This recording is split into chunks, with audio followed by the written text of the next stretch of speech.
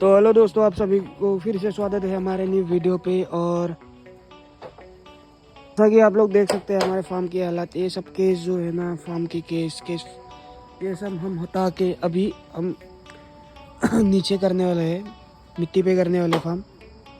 तो ये सब हम तोड़ रहे हैं। 2 दिन वीडियो नहीं बना पाया क्योंकि कुछ प्रॉब्लम हो गया था। तो आज दिन भर काम चलता रहा और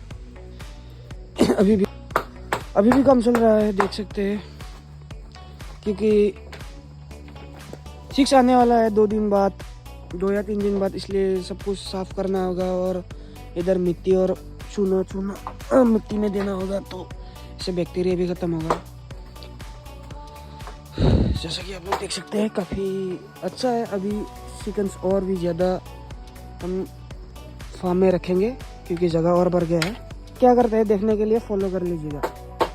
थैंक यू।